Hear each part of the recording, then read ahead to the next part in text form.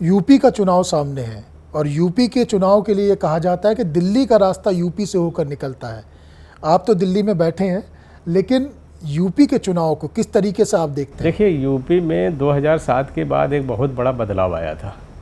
UP में 2007 के बाद आपने देखा होगा कि जो सरकारें बनी हैं पूरे बहुमत की सरकारें बनी हैं और जो मुख्यमंत्री बना वो पूरे 5 साल उसने काम किया है। 7 से 12 में मायावती जी रही हो या 12 से 17 में समाजवादी पार्टी रही हो या 17 के बाद हम लोग रहे हैं, लेकिन अब वो सबको अवसर मिला, प्रदेश की जनता ने सबको अवसर दिया। काम के आधार पर प्रदेश की जनता उसका आकलन करेगी। मायावती जी का कार्यकाल किसी से छिपा नहीं है।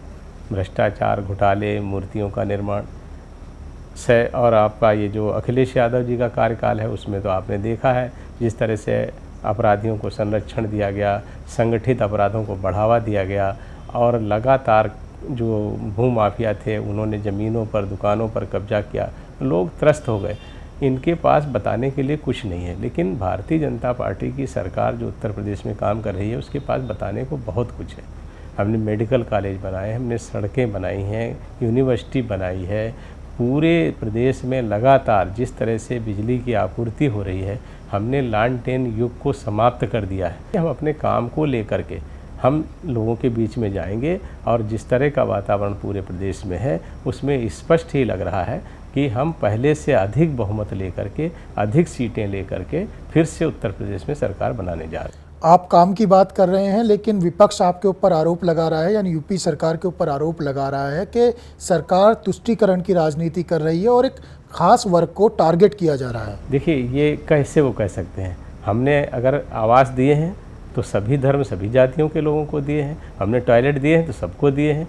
बिजली किसी ये नहीं किया कि एक घर छोड़ के दूसरे घर में दी जाएगी। ये तो वो लोग करते हैं जो धर्म और जाति के नाम पर राजनीति करते हैं। भारतीय जनता पार्टी एक ऐसी विचारधारा के आधार पर बना हुआ राजनीतिक दल है जो जनसंघ के रूप में पहले था, बाद में भारतीय जनता पार्टी बना।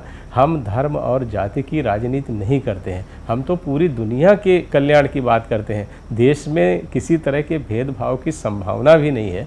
ये ऐसी पार्टी है, हमारे प्रधानमंत्री जी ने नारा भी दिया, सबका साथ, सबका विकास, सबका विश्वास और सबका प्रयास।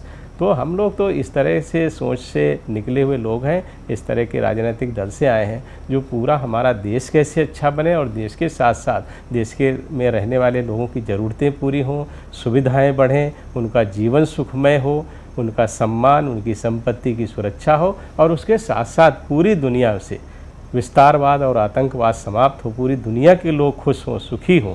हम लोग तो उस राजनीतिक दल से हैं, तो हम धर्म और जाति की बात कहाँ कर सकते हैं? लेकिन भारतीय जनता पार्टी की ही जो बी टीम कहे जाते हैं, ओवैसी, जो आजकल यूपी में खूब घूम रहे हैं, खुले तौर से उन्होंने बयान दिया कि यूपी की जेलों के अंदर 27% मुस्लिम कैदी हैं। तो क्या ये हम माने कि मुसलमानों में ज़्यादा क्रिमिनल हैं या ये ध्रुवीकरण की राजनीति की शुरुआत हो रही है? ये वही लोग ये सब परसेंटेज निकालते हैं। हमारे यहाँ तो कानून है, कानून के आधार पर जो दोषी होंगे उनके विरुद्ध कार्रवाई होती होगी। अब उसमें कौन हिंदू है, कौन मुसलमान है, कौन किस जाति का है, ये इस आधार पर अपराध और अपराधी नहीं तय किए जाते।